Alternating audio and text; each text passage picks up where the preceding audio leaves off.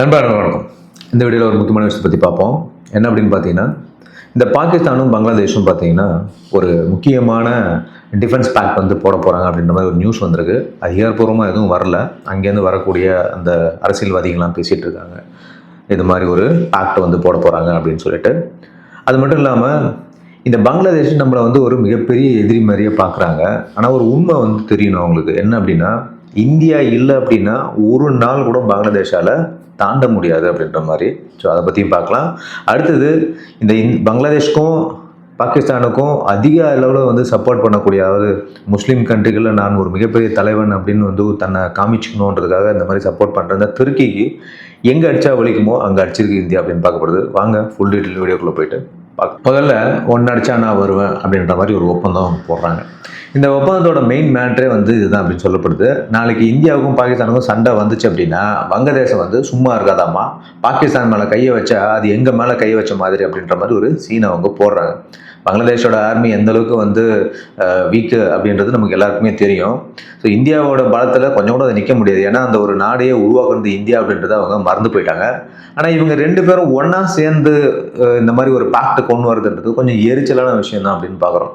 மிகப்பெரிய த்ரெட்டுன்னு பார்க்க முடியாது. ஏன்னா நம்மளோட எய்மே பாகிஸ்தான் தான். பாகிஸ்தானை போட்டு பொழக்கிறது தான் இந்தியாவோட எய்மாவே இருக்குது. கூட இவங்களையும் சேர்த்து பொழக்கணுன்றது தான் கொஞ்சம் கஷ்டமான விஷயமா இருக்குன்னு நம்ம பார்க்குறோம். சரி, ஓகே.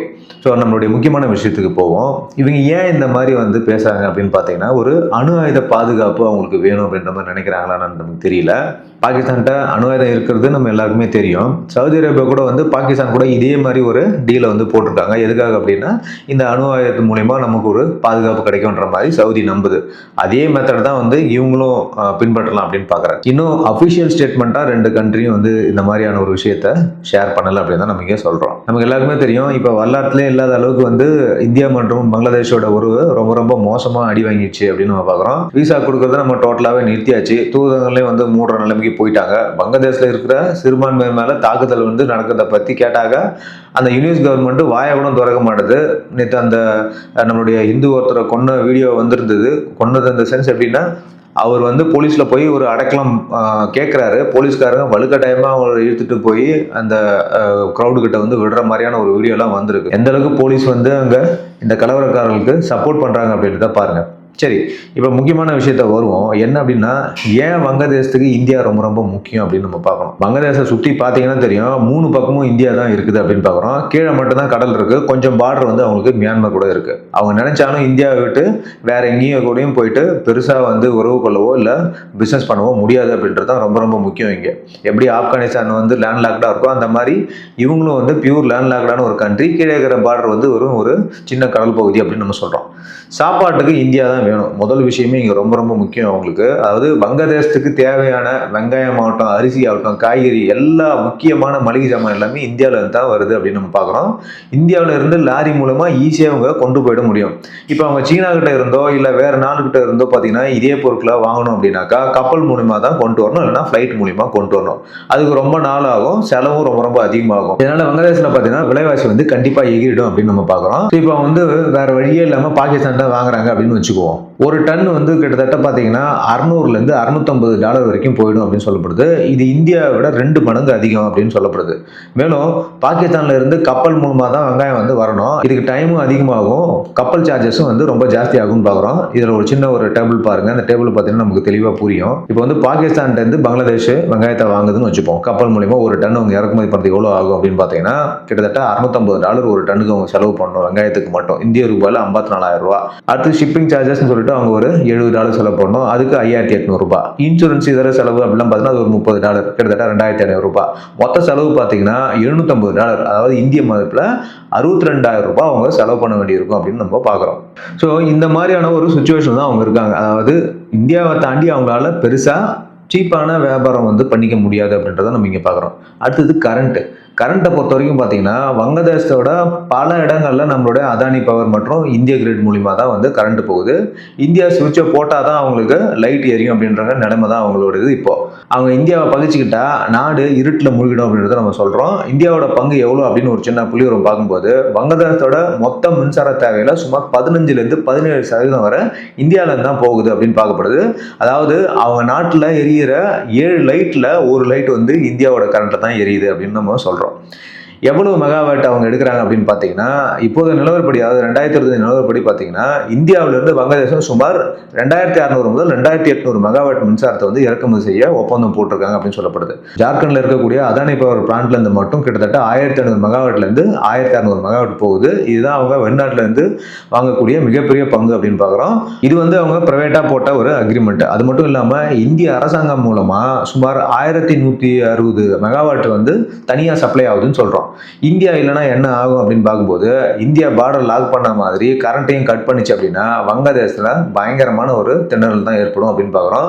எக்ஸாம்பிள் பார்த்தீங்கன்னா லோடு ஷெட்டிங், அதாவது வந்து தினமும் வந்து பல மணி நேரம் கரண்ட் கட் ஆகக்கூடிய நிலைமைக்கு அவங்க ஆளாகிடுவாங்க. குறிப்பா அவங்களோட இந்த ஜவுளி தொழில் வந்து அடியோட வந்து பாதிக்கும் அப்படின்னு சொல்றோம். அடுத்தது விலை உயர்றதுக்கான வாய்ப்பு அதிகமா இருக்கு. அதாவது சொந்தமா கரண்ட் தயாரிக்க அவங்க கிட்ட போதுமான கேஸோ அல்லது நிலக்கரியோ கிடையாது அப்படின்றது தான் நம்ம பார்க்குறோம். வேற வழியே இல்லாம டீசல் மூலியமா கரண்ட் தயாரிச்சாலும் ஒரு யூனிட்டுக்கு விலை வந்து பயங்கரமா எகிரிடும் அப்படின்னு பார்க்குறோம். இதுல மற்ற நாடுகளை வந்து இவங்க நம்ப முடியுமா அப்படின்னு கேட்டோம்னா, வங்கதேசத்துக்கு இந்தியா இல்லாம வேற வழி இருக்கா அப்படின்னு பாத்தீங்கன்னா, மியான்மர் வந்து ஒரு பார்டர் இருக்கு. ஆனா அவங்க கூட ஏற்கனவே இந்த ரோஹிங்கியா அகதிகள் பிரச்சனை வந்து இவங்களுக்கு ஒட்டிக்கிட்டு இருக்கு. அது மட்டும் இல்லாம அங்கேயும் வந்து போர் நடந்துட்டு இருக்கு. மியான்மரும் ஒன்றும் பெருசா ஸ்டேபிளா இருக்கக்கூடிய ஒரு வளரும் நாடெல்லாம் கிடையாது. ஸோ அதனால அவங்கள நம்பி இவங்க பிசினஸ் பண்ணவும் முடியாது. சீனா வந்து இவங்களுக்கு சப்போர்ட் பண்றதா கூட எடுத்துப்போமே. ஆனா சீனா ரொம்பவே தூரமா இருக்குது. அங்க இருந்து இவங்க சரக்கு கொண்டு வரணும் அப்படின்னா இந்தியாவை சுத்தி தான் வரணும். அடுத்தது இந்த பாகிஸ்தானோட கதையை நான் தெளிவா சொல்லிட்டேன். கண்டிப்பா பாகிஸ்தான் அவங்களுக்கே அங்க வழி கிடையாது. இதுல இப்போ அவங்க ரைஸ் இதெல்லாம் வந்து ஒரு டீல் போட்டிருக்காங்க. பட் இருந்தாலும் இந்தியா கிட்ட வாங்குறதை விட இவங்களுக்கு பயங்கர காஸ்ட்லி அப்படின்றத நான் வந்து உங்களுக்கு தெளிவுபடுத்திருக்கேன். ஏன்னா லேண்ட் லாக்டா இருக்கு பங்களாதேஷ் அப்படின்னு பார்க்கலாம். தரை வழியா இவங்களுக்கு வந்தா ஓரளவுக்கு அவங்களால சமாளிக்க முடியும். அப்பயும் இந்தியா மூலியமா அனுப்பக்கூடிய அளவுக்கான விலை வந்து அவங்களுக்கு கண்டிப்பா வராது. ஏன்னா பார்டர்ல இருக்கிற ஒரு நாடை வந்து கண்டிப்பா எப்போதுமே பகைச்சிக்க முடியாது. அதுவும் வந்து ஒரு பெரிய நாடு, வல்லரசா வாழ்ந்துட்டு வர ஒரு நாடை வந்து குட்டி நாடுகள் வந்து எப்பவுமே பகைச்ச கூடாது. நம்ம உக்ரைன் ரஷ்யா வார்ல வந்து நம்ம தெளிவா பார்த்துருக்கோம். ரஷ்யாவோட பார்டர்ல உக்ரைன் அப்படின்னக்கூடிய ஒரு சின்ன நாடு இருக்கு அப்படின்னும் போது, அதாவது உக்ரைன் சின்ன நாடு கிடையாது, ரஷ்யா கூட கம்பேர் பண்ணா அது சின்ன நாடு. ஸோ அந்த மாதிரியான ஒரு சுச்சுவேஷன் வரும்போது அவ்வளோ பெரிய நாடை வந்து நம்ம பகைச்ச கூடாது. இந்த தப்பை தான் வந்து பங்களாதேஷ் திரும்பவும் பண்ணுது. பாகிஸ்தான் பண்ணதுனால தான் இன்னைக்கு அவங்க அனுபவிச்சிட்டே இருக்காங்க. வளர்ச்சியே அவங்களுக்கு சுத்தமாக கிடையாது. இந்தியா கூட ட்ரேட் பண்றது உலக நாடுகள் எல்லாமே விரும்புறாங்க. என்ன காரணம்னா கிட்டத்தட்ட 1.4 பில்லியன் மக்கள் தொகை நம்மகிட்ட இருக்கு. எல்லாமே யங்ஸ்டர்ஸ், நியூ மைண்டு, ஆக்டிவா இருக்கக்கூடிய ஒரு நாடு, ப்ரொடக்டிவா இருக்கக்கூடிய ஒரு நாடு. இந்த நாட்டு கூட எந்த நாடு வந்து ஒரு வர்த்தகம் வச்சுக்கிட்டாலும் அவங்க நாட்டுக்கு பயங்கர லாபம். அந்த லாபத்தை டோட்டலாகவே இழந்துருச்சு பாகிஸ்தான் அப்படின்னு நம்ம பார்க்குறோம். அதே தான் தப்போ இந்த பங்களாதேஷும் திரும்ப பண்ணுது அப்படின்றது இங்கே நான் குறிப்பிடுறேன். அடுத்தது பார்த்தீங்கன்னா முக்கியமான விஷயம் என்ன அப்படின்னா இந்த மருத்துவ வசதி. அதாவது வருஷத்துக்கு லட்சக்கணக்கான மக்கள் வந்து இந்தியாவுக்கு வராங்க பங்களாதேஷ்லேருந்து அப்படின்னு பார்க்குறோம். கண்டிப்பாக இவங்க எல்லாமே எதுக்கு வராங்க அப்படின்னா மேக்ஸிமம் வந்து ட்ரீட்மெண்ட் எடுக்கிறதுக்கு. பங்களாதேஷில் இருக்கிற வசதிகளோட இந்தியாவில் கம்மி விலையில் நல்ல ட்ரீட்மெண்ட் கிடைக்குது அப்படின்னு சொல்கிறோம். இந்தியாவோட மெடிக்கல் டூரிசம் வந்து பார்த்தீங்கன்னா ஒரு சிங்கக்குட்டி மாதிரி இருக்குது அப்படின்றது நம்ம எல்லாருக்குமே தெரிஞ்ச விஷயம். ஒவ்வொரு வருஷமும் எவ்வளோ பேர் வந்து இந்தியாவுக்கு வராங்க ட்ரீட்மெண்ட் எடுக்க அப்படின்னு பார்க்கும்போது பங்களாதேஷை பொறுத்த வரைக்கும் அங்கேருந்து வரவங்க 2023 ஒரு கணக்கெடுப்பு இருக்குது. அதோட கணக்கெடுப்பு பற்றி என்ன அப்படின்னா சுமார் 4,49,000 பேர் வந்து இங்கே இந்தியாவுக்கு வந்து மெடிக்கல் விசா எடுத்துட்டு வராங்க அப்படின்னு சொல்லப்படுது. 2024 இது இன்னும் கொஞ்சம் அதிகமாகி சுமார் 4,82,300 பேருக்கு மேலே வந்து உயர்ந்திருக்கு அப்படின்னு சொல்கிறோம்.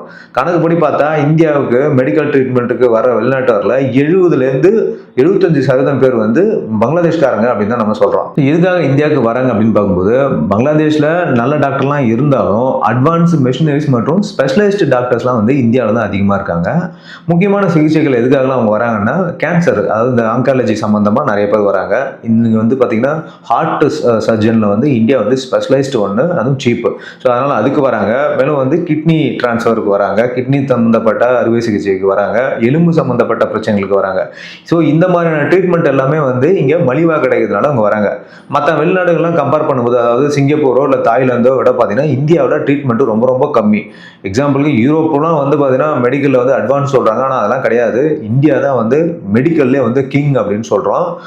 வெளிநாடுகள்லேருந்து இங்கே ஏகப்பட்ட பேர் ட்ரீட்மெண்ட் வராங்க. நீங்கள் பெரிய பெரிய ஹாஸ்பிட்டல்லாம் போனீங்கன்னா கல்ஃப் கண்ட்ரிலேருந்து நிறைய பீப்புள் வந்து அங்கே வந்திருப்பாங்க. ஹார்ட் ஆப்ரேஷனுக்கோ அல்லது வந்து கிட்னி டிரான்ஸ்பிளான்ட்டுக்கோ அல்லது வந்து எலும்பு சம்மந்தப்பட்டதுக்கோ இல்லை கேன்சருக்கோ. ஏன்னா இங்கே ட்ரீட்மெண்ட்டும் ரொம்ப கம்மி, மெடிசன்ஸும் ரொம்ப ரொம்ப கம்மி அப்படின்னு நம்ம பார்க்குறோம். அதுவும் இல்லாமல் ஸ்பெஷலைஸ்டு எக்யூப்மெண்ட்ஸ், அதாவது உலகத்தில் இருக்கக்கூடிய தரம் வாய்ந்த அனைத்து வகையான எக்யூப்மெண்ட்டுமே இந்தியாவில் இருக்குது அப்படின்றது இங்கே முக்கியமான விஷயமா நம்ம பார்க்குறோம். இப்போ இந்தியா வந்து விசா கொடுக்க நிறுத்துச்சு அப்படின்னா அவங்க நாட்டு மக்களுடைய ஆரோக்கியமாக வந்து கேள்விக்குறியாயிடும் அப்படின்னு சொல்லப்படுது. ஏன்னா இந்தியா வந்து மெடிசன்ஸில் பெரிய ஆள். அப்படிப்பட்ட ஒரு நாடை பகிர்ச்சிக்கிறது அவங்களுக்கு மிகப்பெரிய ஒரு சிக்கலை தான் உண்டாக்கும் அப்படின்னு நம்ம சொல்கிறோம். ஸோ மொத்தத்தில் பார்த்தோன்னா இந்தியாவை பகைச்சிக்கிறதுனால பங்களாதேஷுக்கு ஏற்படக்கூடிய பிரச்சனைகள் என்ன அப்படின்னா, முதல்ல விலைவாசி உயரும். அதாவது காய்கறி, பருப்பு இதோட விலைலாம் வந்து 2லேருந்து 3 மடங்கு அதிகமாகிடும். நான் வந்து எக்ஸாம்பிள் தான் ஆனியன் சொன்னேன். அதை தாண்டி நிறைய விஷயங்கள் வந்து அவங்க இந்தியாவிட்டேருந்து இறக்குமதி பண்ணுறாங்க அப்படின்றது இங்கே குறிப்பிடணும். அடுத்தது பொருளாதார வீழ்ச்சி. ஆல்ரெடி முடிஞ்சு போச்சு. இதுக்கு மேலே என்ன அவங்க வீழ்ச்சி ஆகணுன்றது தெரியல.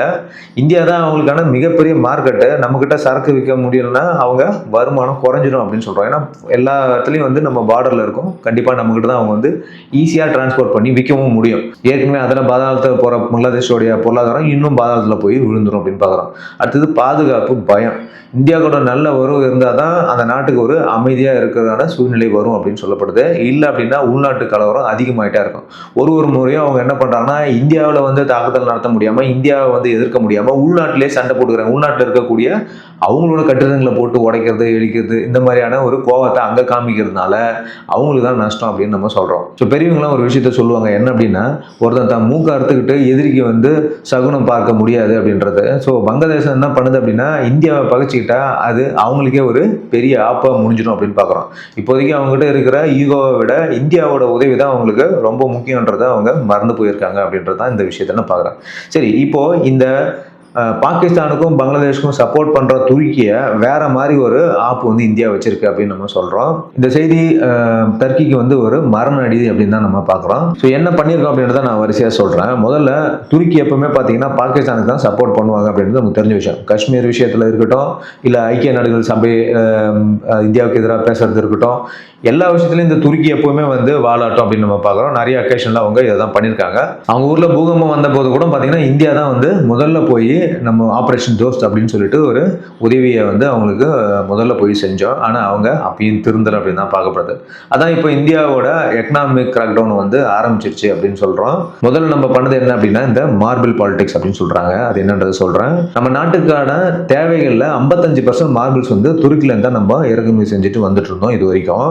இதுக்கு வருஷத்துக்கு சுமார் 1500 கோடிக்கு மேலே அவங்களுக்கு நம்ம கொடுத்துட்டு இருந்தோம். இந்த காசை வாங்கிக்கிட்டு அவங்க என்ன பண்ணுறாங்க, பாகிஸ்தானுக்கு ஆயுதம் வாங்கி தர்றது, பாகிஸ்தானுக்கு வந்து ட்ரோன்ஸ் கொடுக்கறது, ஒரு பிரச்சனைன்னு வரும்போது அவங்க ஷிப்பை கொண்டு வந்து நிறுத்தி நம்மள மிரட்டுறது, இந்த மாதிரி விஷயங்கள்லாம் அவங்க பண்ணிட்டு இருந்தாங்க இல்லையா. ஸோ அதனால அவங்களுக்கு இதில் ஆப்பு வச்சுட்டாங்க நம்ம கவர்மெண்ட்டும் பார்க்குறோம். இப்போ துருக்கிக்கு பதிலாக வந்து ஓமன் நாட்டை வந்து டார்கெட் நம்ம பண்ணுறோம் அப்படின்னு சொல்லப்படுது. ஓமன் கூட என்ன டீல் அப்படின்னு பார்க்கணும். பிரதமர் மோடி ஓமன் போயிருந்தாரு, உங்களுக்கு எல்லாமே தெரியும். நிறைய டீல் வந்து இதில் போட்டிருக்கப்படுது. அது என்னன்றதை நான் சொல்கிறேன். இந்தியாவுக்கும் ஓமனுக்கும் நடுவில் இப்போ ஒரு ஃப்ரீ ட்ரேட் அக்ரிமெண்ட் வந்து கையெழுத்தாக போகுது அப்படின்னு சொல்கிறோம். ஓமன் வந்து இது வரைக்கும் அவங்க நாட்டோட மார்பிள்கல்ல யாருக்கும் வந்து ரா மெட்டீரியலாக கொடுத்ததே கிடையாது. அவங்க வந்து ஃபினிஷ்டு ப்ராடக்டாக தான் வந்து சேல் பண்ணியிருக்காங்க. ஆனால் இப்போ இந்தியாவுக்கு மட்டும் தர்றதுக்கு அவங்க சம்மதிச்சிருக்காங்க அப்படின்னு பார்க்குறோம். இந்தியாவுக்கு இதில் என்ன லாபம் அப்படின்னு பார்த்தோன்னா, நம்ம ஊரில் வேலைவாய்ப்பு கிடைக்கும் அப்படின்னு சொல்கிறது. அதாவது துருக்கி நமக்கு ரெடிமேட் மார்பிள்ஸை கொடுக்கறதுனால அவங்களுக்கு தான் வந்து லாபம் அதிகமாக இருந்துச்சு. ஆனால் ஓமன் நாடு வந்து பார்த்தீங்கன்னா ஒரு ரா மெட்டீரியல்ஸாக நம்மளுக்கு கொடுக்கறதுனால நம்ம நாட்டில் இந்த கற்களை வந்து பாலிஷ் பண்ணுற ஃபேக்ட்ரி, மெஷினு, வேலையாட்கள் எல்லாமே நம்ம ஊர்ல இருக்கும் அப்படின்னு சொல்றோம். அடுத்தது செல்ஃப் ரிலையன்ட் இந்தியா அப்படின்னு சொல்றோம். அதாவது நம்ம ஊர்ல இருக்கக்கூடிய இந்த எம்எஸ்எம்இ நிறுவனங்கள் வந்து இதனால நல்ல வளர்ச்சியை காணும் அப்படின்னு சொல்றோம். துருக்கிக்கு விழுந்த மற்ற அடிகள் என்ன அப்படின்னு பார்க்கும்போது, ஏற்கனவே வந்து நம்ம ஏர்போர்ட் கட்டுற ஒரு ஒப்பந்தத்தை அவங்ககிட்ட கொடுத்துருந்தோம். அந்த ஒப்பந்தத்தை வந்து துருக்கி நிறுவனத்திலிருந்து இந்தியா வந்து ஏற்கனவே தூக்கிடுச்சு அப்படின்னு பார்க்குறோம். இப்போ இந்த மார்பிள் பிரச்சனையும் வந்து நம்ம ஒரு விஷயத்த அவங்களுக்கு தெளிவாக காமிச்சிட்டோம். சீனாவுக்கு எப்படி வந்து ஒரு செக் வச்சோமோ, அதாவது சீனா கூட நம்ம ட்ரேட்ல வந்து பெரிய பிரச்சனை பண்ண முன்னாடி அவங்களுக்கு நல்ல எங்கெங்கெல்லாம் வலிக்குமோ அங்கெல்லாம் நம்ம அடிச்சோம் அப்படின்றத பார்க்குறோம். அதே மாதிரி இப்போ துருக்கிக்கும் இந்தியா வந்து ஒரு தெளிவான மெசேஜை சொல்லிட்டாங்க. எங்கள் எதிரிக்கு நீங்கள் சப்போர்ட் பண்ணால் எங்கள் மார்க்கெட்டில் உங்களுக்கு எந்த ஒரு வேலையும் கிடையாது, தயவு செஞ்சு இங்கே வராதீங்கன்ற மாதிரி ஒரு விஷயத்தை நம்ம தெளிவாக கொடுத்துட்டோம். இந்தியாவும் மற்றும் இந்த ஓமன் வர்த்தகம் வந்து இப்போதைக்கு எவ்வளோ அப்படின்னு பார்த்தீங்கன்னா கிட்டத்தட்ட ஒரு $6 பில்லியன் அளவுக்கு தான் வந்து இந்த வர்த்தகம் நடந்துட்டு இருக்கு. இது வரும் காலங்களில் வந்து பல மடங்கு வந்து உயரக்கூடிய வாய்ப்பு அதிகமாக இருக்குது அப்படின்னு சொல்கிறோம். ஸோ இந்த விஷயத்தை நம்ம என்ன பார்க்குறோம் அப்படின்னா, இந்த பங்களாதேஷ், பாகிஸ்தான், துருக்கி இவங்க 3 பேரையும் இந்தியா வந்து ஒரு லிஸ்ட்டில் வச்சிருச்சு அப்படின்னு பார்க்குறோம். பாகிஸ்தான் நம்ம ஆல்ரெடி வச்சுருந்தோம்.